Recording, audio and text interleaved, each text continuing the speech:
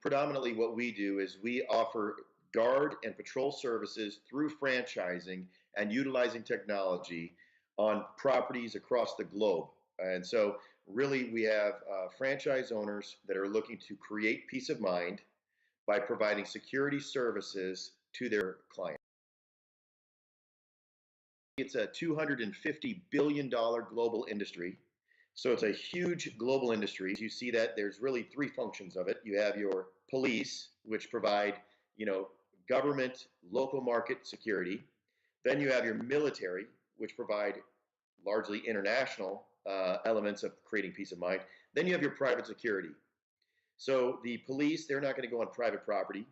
The military, they're really not going to be in the communities unless there's a national disaster. And so private security really provides security for the private properties, and that industry is $250 billion. So it's driven by the consumer's needs, and obviously we are disrupting that market. So it's private pay, peace of mind. Continues to grow. I mean, I would say in the United States it's 40 billion, and so that's still a pretty sizable part of the market. But what really is the underlying side of that is as assets grow, as people have more to protect, and quite frankly, the government is less organized, or maybe it doesn't have the same focus on military and policing as it has before, or the same respect, and criminals get a little bit more fluid, then it expands. A great example is kind of in the last couple of years, the skimmers of credit card scanners. So imagine you go to a gas station. There's actually an overlay they put on that gas station credit card scanner that can scan your number and steal your card. And so usually police don't have the time to go do that. It is not a victim crime necessarily. The credit card companies are there. But that's something as a private security company, we can go and verify that the ATMs, the gas station, anytime you use your credit card, no matter which way it is, there's not someone trying to steal that number to do that. So those are security related concerns. Other things are parking issues. So we have all sorts of parking issues on properties, private properties, where you have people maybe at a neighboring business that are parking and taking up the spots that business may want to use for their customers. And then certainly, obviously, noise concerns or complaints on residential apartments. More and more consumers are renting and not buying. However, they don't want to live next to a noisy neighbor, somebody that their kids may be, running around and whatever else. So they contact security to address that where the police would not otherwise do so. So there's a series of things disrupting our lives that is an increase of security as the way to address that. Differentiator is the character of the individual, the franchise owner.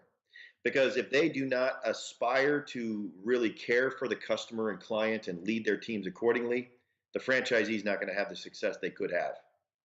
So everything else can be taught. Character, I've realized, does not change as a franchise owner. However, their training and learnings do. What they know day one and they know year 10, that's developed and grown as they've learned. However, largely the way they approach things and their character has not. So the first thing we look at is people that want to be a leader, want to be a business owner, and really care about creating peace of mind, or our primary objective. Then we'll teach them the other and train them on the other skills. The key is having the right people, because the right people bring in the right people, and you can always train the right people. And so I think that's the key element to the right franchise owner. So we really have 5 phases of our franchise growth. And the first phase is really what we call income replacement. So they're starting out of that business, they open day one, and they're just trying to get enough income that they may have otherwise earned as an employee. The next one is lifestyle change. So phase 2, so that gets them to about $500,000 a year in revenue. Starting any business. It's perfect for an owner-operator model, that they're operating and owning that. The next phase is really income replacement. By then they have a key manager. And that's really between $500,000 and $1 million in annualized revenue.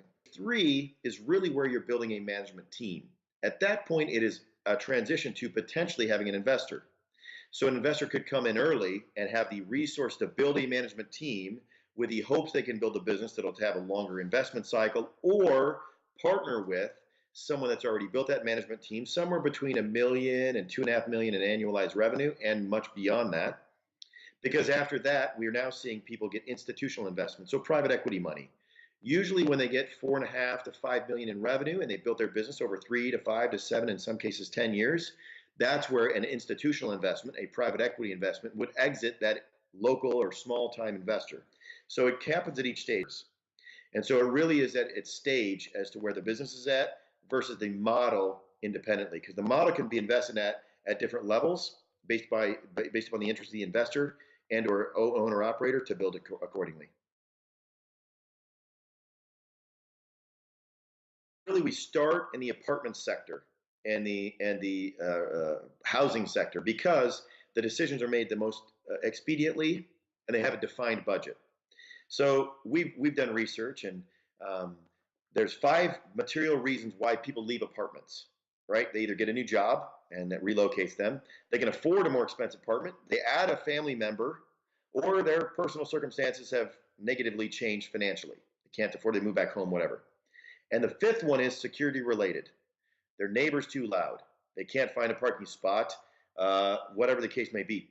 Contrary to popular belief, it's never around the amenities because they recruit to an apartment for the granite countertops, the pool, and these other things. They leave because of security related matters or some financial consideration that might have changed. So 20% of the reason people are leaving are security related. So we go to the clients and we realize, hey, we're helping you increase and retain your occupants. You've spent all this money to get to come here. Now we want to help you get them to stay here. And so initially when they launch, we go to the apartment communities in the area, communicate our message, and then we build them to that income replacement level. So by 20 clients, with 20 clients, our average client's 25,000 a year, 20 clients would get them to that level. So we go typically adding 1 to 2 clients a month to get them to that level, and that's our goal and objective.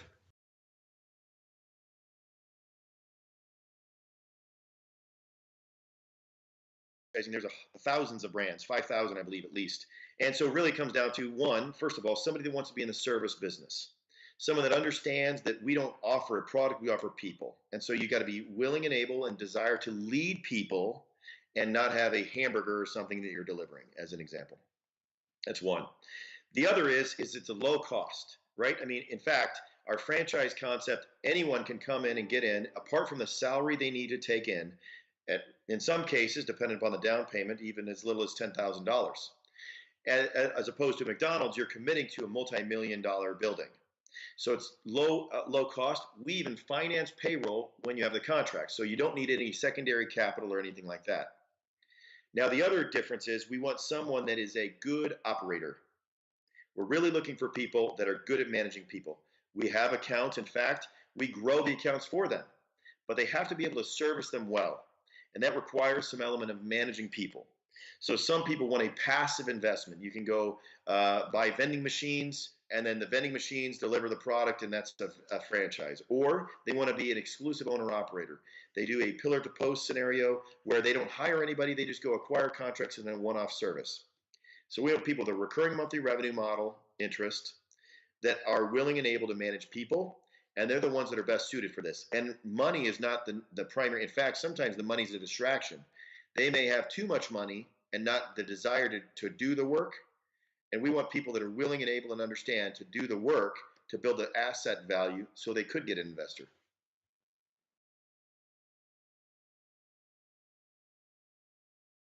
Their run rate, their expense rate on a monthly basis, apart from their salary, because there's two components of that. That's how much do they put into the business and how much they take out of the business. So their run rate or expense is about $1,500 to $1,800 a month. That's their car payment, their fuel, and just some basic phone expenses. One client on average is $2,500 a month. So if they're doing the work, the labor associated with it, they could break even at 1 or 2 clients, which is typically 30 to 60, as much as 90 days on average. Most of our franchisees within the first 45 days are doing 3,000 a month. So they're breaking even within 45 days, let's say. Now, the income replacement is dependent upon what they were making before. So many brand new owners are saying, I'm not making any money. Correct. You personally are not making any money, but the business is not requiring you to invest more capital. Two different things. So for them to get to income replacement, which is where they really feel the effects or benefits of making money, that's usually 12 to 18 months. They needed to be roughly at about 30,000 a month or add 1 contract or 2 contracts a month to get to that point because their typical per our FDD in item 19 is about a 20% EBITDA. So if they're bringing in 300,000 a year, they're bringing in about 60,000 in income. That's the way to look at that. So I just got a listing from our top guy, and he's doing over $6 million in aggregate, and I think their profitability is between 12 and 15%. So, you know, they're pushing $1 million in income. I know we have some franchisees doing about three million a year, and he's easily doing 20%. He's bringing about 600, 700,000 in. And ironically, in his case, he started as an employee, an officer working part-time for us.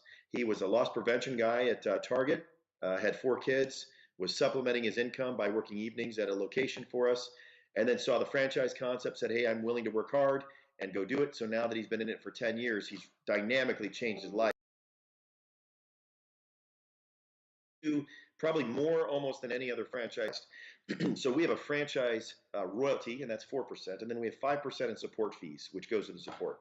So we process the payroll for all franchisees, including financing it as necessary. We provide software at no additional expense, apart from those fees, that really manage the business. Similar to how Uber works, right? You log in, you know where everything is going back and forth, and the economics are all ran through that software as well. Then we go get clients for you. We have a target list. We fly to that market. We develop relationships with them, and we build the business. We also have what we call our Candidate Advancement Program, or our CAP program. We place ads for applicants. We do the initial pre-screen of their application, and then we actually video interview them and set up a physical interview for the franchisee who conducts a physical interview, offers the employment, then they get into the payroll processing I just talked about. And then we also have a back house of all the training requirements needed in a software that they can log in as an individual once they get hired and then learn the basic proficiencies. So it's really comprehensive. It really comes down to, from a franchisee standpoint, we want someone to interface with the clients and manage the employees, because we handle all the things that can be handled on a national level.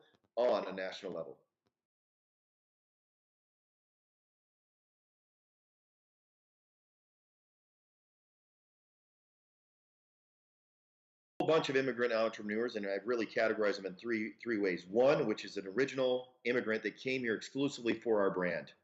So we have 5 that relocated from another country to buy our brand in America and or Canada.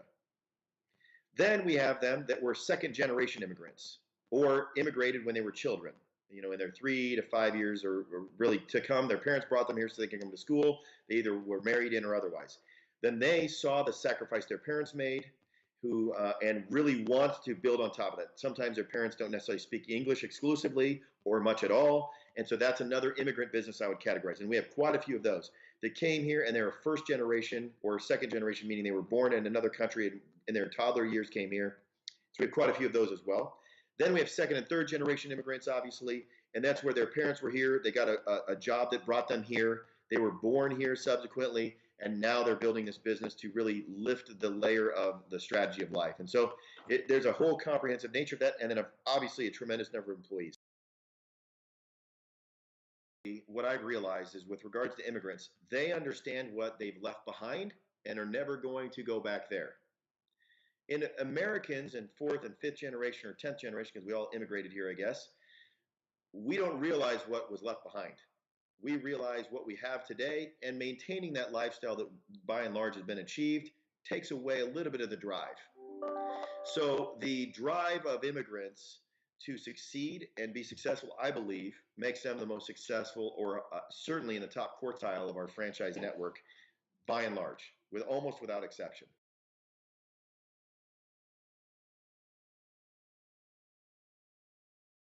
I think this is a great immigrant business, and I realize that's the premise of this. Because I travel, I've been to probably 40 countries across the world, and what I realize is there is an American dream, and I think as it's dissipating in America, it's real outside of America. There's people that see this as a land of opportunity, and as I travel, I can only confirm that. There is no better place to build and establish a business than America. However, what I realize is they don't necessarily have the resources, millions of dollars, and some of that is segregating them out. That's what makes this a perfect immigrant business. It's reasonably low cost, They have the work ethic and drive, and they can build an asset that can sustain their families for years to come. So that's why I was really intrigued about the immigrant business opportunity, and really as an opportunity to kind of bring two things that I think can effectively work together to aspire and build on the dreams of both parties.